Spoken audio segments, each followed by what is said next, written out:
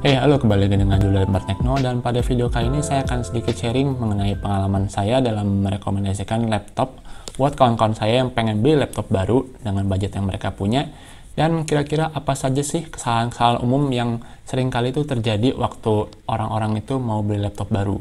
Jadi selama 5-6 tahun terakhir itu, ya meskipun menurut saya ya mayoritas sih cukup puas dengan pilihan yang saya berikan, tapi saya juga harus akui kalau ada beberapa pilihan yang menurut saya mestinya itu saya bisa lebih baik memilih laptop untuk mereka gitu loh. Dan saya juga cukup bersyukur karena setelah mereka beli itu saya juga cukup sering menerima feedback. Utamanya sih ya karena ini laptop baru jadi masih bingung juga, ini saya mesti ngapain, saya mesti install apa, terus kenapa kok ada masalah seperti ini. Oke, kita mulai aja dengan yang poin paling pertama, yaitu adalah beli laptop itu asal canggih, asal speknya tinggi.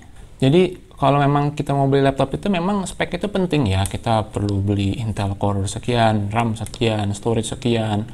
Nah, cuma terkadang kita tuh sering melewatkan hal-hal yang nggak terlalu terlihat di spek ya. Misal nih, kalau kita kerja di kantoran gitu, terus kita pengen tolong dong beliin laptop yang bagus, yang powerful gitu, yang speknya tinggi. Nah, itu tuh seringkali dengan budget mungkin perusahaan yang terbatas atau budget pribadi yang terbatas, gitu end up kita tuh berakhir dengan laptop yang besar gitu, gaming gitu, dengan mungkin bobotnya itu 2 atau 3 kilogram, tebal, lalu susah dibawa kemana-mana. Padahal mungkin kebutuhan kita tuh bukan buat itu gitu loh. Kita tuh ya lebih sering mungkin cuma ngetik-ngetik di office atau bikin presentasi. Kita nggak bikin video, ngedit video gitu, kayak video Bar Techno ini juga tidak perlu kok sebenarnya untuk membeli laptop yang so powerful itu. Akibatnya gimana? Akibatnya itu kalau kita beli laptop yang terlalu berat itu ya kita jadi susah aja bawa nenteng kemana-mana. Dan laptop gaming pada harga yang cukup budget itu biasanya cukup banyak yang dikompromikan ya. Misalnya itu di bagian keyboard itu, meskipun mungkin cukup tactile ya, karena kalau main game kan cukup butuh action keyboard yang cukup gitu ya, untuk supaya yakin gitu kita tuh mencet tombol itu.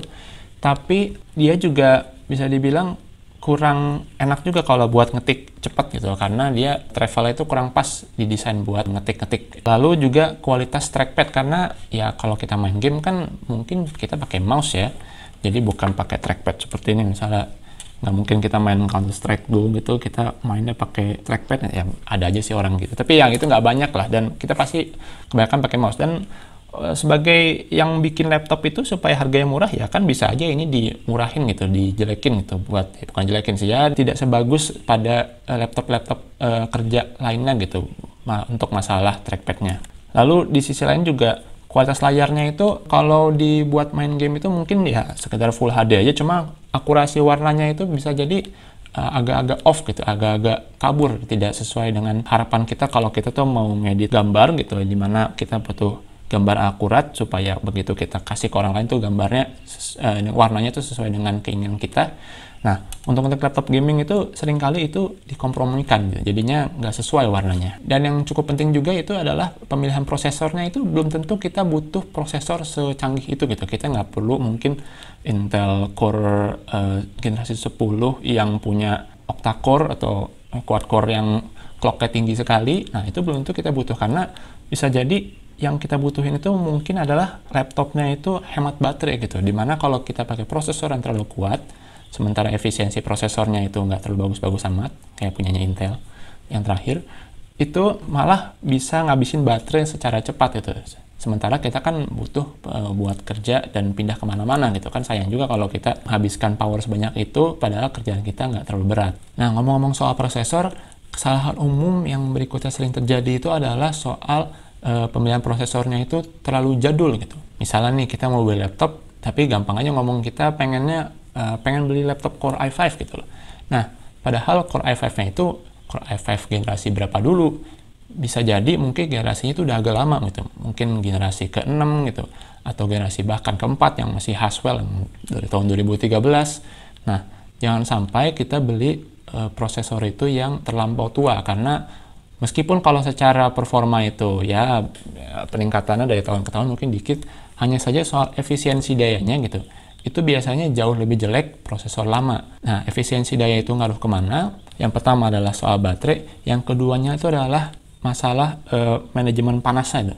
Jadi prosesor yang nggak efisien itu seringkali dia panas gitu, sehingga ya bikin kurang nyaman juga untuk dipakai gitu.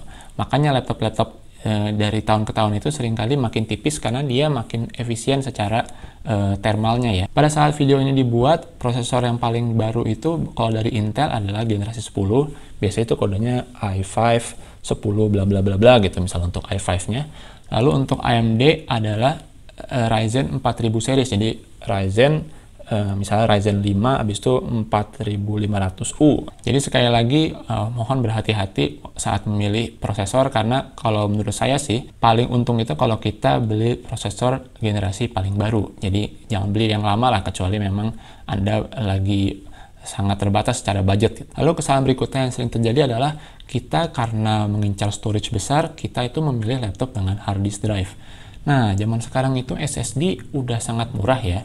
Bahkan laptop 4 jutaan aja udah ada yang punya SSD 250 atau bahkan 500-an GB, saya yakin sudah ada gitu loh di pasaran. Kenapa memilih SSD sih? Jadi SSD yang paling jelek sekalipun, secara umum dia lebih cepat dari hard disk drive ya. Dia juga lebih awet, dia juga lebih, ya bisa dibilang nggak gampang rusak lah, karena dia nggak punya piringan fisik di dalamnya. Kalau Anda memilih laptop dan ada pilihan hard disk drive, saran saya ditinggalkan aja ya, mendingan beli SSD. Dan kalau emang Anda butuh storage lebih besar sesekali ya, Anda bisa aja beli hard disk eksternal gitu loh. Kalau eksternal kan dia, kalaupun rusak ya laptopnya masih bisa digunakan. Nah, kalau pengen belajar lebih lanjut mengenai hard disk eksternal, bisa lihat pada video saya yang lain, ya, linknya di sini ya. Lalu kesalahan berikutnya adalah kita pas beli laptop itu portnya kurang lah. Kita mau beli laptop tapi kita tuh tahu kebutuhannya banyak. Kita tuh tahu kalau wifi-nya mungkin jelek gitu, kita harus sering-sering colok kabel Ethernet, atau kita sering banget pakai mouse jadi butuh USB Type A. Nah, hati-hati, zaman sekarang itu sudah mulai banyak laptop, terutama yang high-end itu sudah mulai nggak ada port USB Type A, dimana Anda itu harus menggunakan port USB Type C yang pakai dongle lagi gitu, ada sambungan lagi, hanya untuk salah mengoperasikan mouse gitu, atau mau nyolok ke proyektor gitu, atau bahkan ke Ethernet gitu. Nah itu kalau Anda bukan orang yang suka bawa banyak dongle gitu, kayak kebanyakan pengguna Mac pada umumnya yang zaman sekarang, Anda itu, kalau saran saya sih mendingan Anda pilih mungkin yang bukan premium modelnya, tapi portnya itu lengkap laptopnya ya. Itu masih banyak kok. Saran saya ya Anda bisa browsing-browsing dikit lah mengenai port-port yang ada pada laptop pilihan Anda gitu loh. Sehingga begitu Anda beli laptop itu Anda nggak menyesal karena harus sering bawa dongle. Ya, saya sendiri pernah waktu itu memakai Surface, dan Surface itu pelit sekali portnya, dimana port USB Type A jadi satu, lalu pada Surface yang agak lama juga nggak ada USB Type C gitu. Jadi saya mau misalnya mindahin file dari hard disk ke laptopnya, saya harus nyabut dulu mouse-nya. Kesalahan berikutnya itu adalah begitu kita beli laptop, kita tuh nggak ngitung harga Office gitu. Jadi ya ini ada laptop yang murah gitu, tapi di deskripsinya itu nggak include Office gratis gitu. Kalau menurut saya Office itu meskipun mungkin nggak semua orang butuh Office ya, tapi bisa jadi ini faktor penentu juga loh. Karena Office yang beli putus itu harganya sekarang pada saat video ini dibuat itu masih sekitar 1,5 jutaan. Atau kalau Anda memilih untuk yang langganan gitu, itu harganya hampir 900 ribuan per tahun gitu.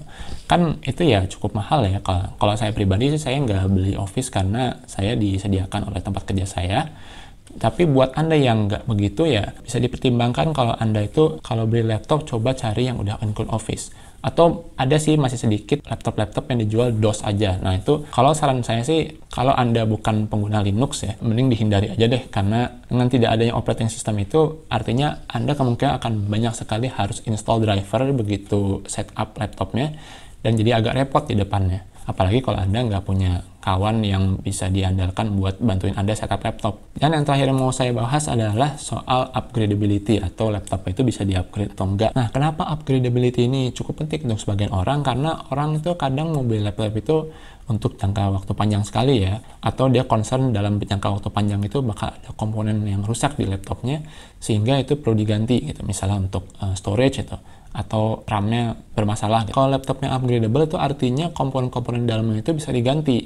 Jadi Anda itu tidak perlu khawatir kalau ntar ada rusak itu jadi nggak bisa dipakai laptopnya sama sekali gitu kan. Untuk ngecek laptop itu bisa di-upgrade atau enggak, saran saya Anda coba cek di YouTube itu video-video teardown, jadi video-video laptop kayak gini cuma dibongkar gitu ya. Sehingga Anda bisa lihat nih, oh slot RAM ada berapa. Jadi kalau RAM 8 GB itu apa cuma satu channel atau ada dua channel, jadi satu bisa dicopot, satu dipasang lagi, jadi bisa dual.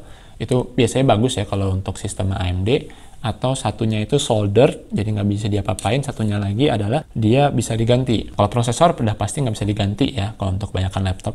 Nah, untuk storage itu juga kadang-kadang ada yang masih ngasih satu slot kosong lagi untuk misalnya nambah SSD, sehingga Anda itu nggak perlu beli hard disk eksternal kalau Anda mau nambah storage, cuma ya konsekuensinya laptopnya tambah berat dikit aja gitu. Oke, sekian aja video dari saya pada kali ini. Mudah-mudahan bisa membantu Anda dalam menentukan laptop apa sih yang Anda mau beli berikutnya, dan Anda tidak perlu melakukan kesalahan seperti saya dan mungkin beberapa orang lainnya dalam membeli laptop baru. Silahkan like video ini jika dirasa bermanfaat, subscribe jika tidak ingin ketinggalan video dari Lembar Tekno lainnya. Saya Jul dan terima kasih telah menonton.